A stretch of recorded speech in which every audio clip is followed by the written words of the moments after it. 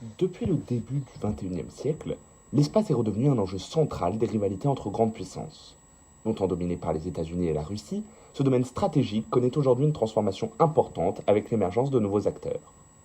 La construction de la station spatiale Tiangong, littéralement palais céleste, constitue une étape majeure dans l'affirmation de la puissance scientifique et technologique chinoise. Mise en service au début des années 2020, cette station orbitale représente l'un des projets spatiaux les plus ambitieux développés par la Chine.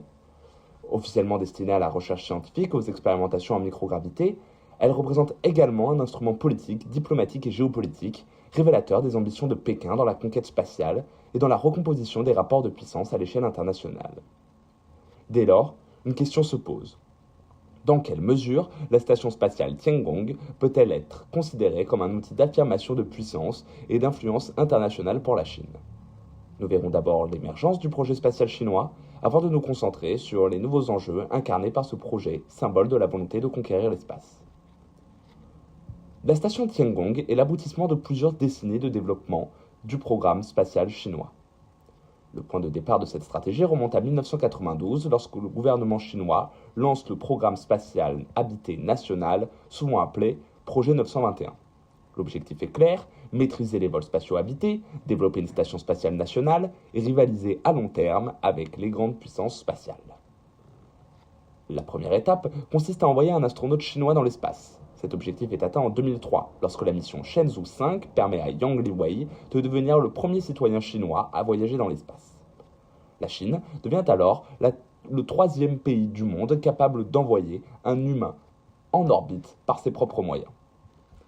Au cours des années suivantes, plusieurs missions permettent de tester les technologies nécessaires à la construction d'une station spatiale. Par exemple, la mission Shenzhou 7 réalise en 2008 la première sortie extravéhiculaire chinoise. Avant de construire une station permanente, la Chine lance deux stations expérimentales. La première, Tiangong 1, mise en orbite en 2011, permet de tester les systèmes d'amarrage entre vaisseaux spatiaux et stations orbitales. En 2012, la mission Shenzhou 9 réalise le premier amarrage habité chinois.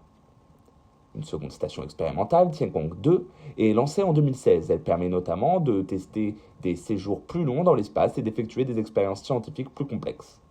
La station Tiangong actuelle commence à être assemblée en 2021, avec le lancement du module central Tianhe. Deux laboratoires scientifiques viennent ensuite compléter la structure, Wentian en juillet 2022 et Mengtian en octobre 2022. Depuis 2023, la station fonctionne de manière permanente grâce à des équipages de 3 astronautes qui se relaient tous les 6 mois. La station Tiangong se situe en orbite terrestre basse, entre environ 340 et 450 km de latitude. Elle se déplace à une vitesse d'environ 27 600 km/h, ce qui lui permet de faire un tour complet de la Terre en environ 90 minutes. Elle mesure environ 55 mètres de long et possède une masse comprise entre 80 et 100 tonnes, ce qui la rend plus petite que l'ISS. Les lancements sont effectués depuis le Wenchang Space Launch Site, situé sur l'île de Hainan au sud de la Chine. Le programme permet de mener de nombreuses expériences scientifiques dans plusieurs domaines, biologie et médecine spatiale, sciences des matériaux, physique en microgravité et technologie spatiale. Le projet Tiangong doit également être replacé dans le contexte de la rivalité technologique et stratégique entre la Chine et les États-Unis. Depuis 2011, une loi américaine appelée Wolf Amendment interdit à la NASA de coopérer directement avec la Chine dans les programmes spatiaux habités.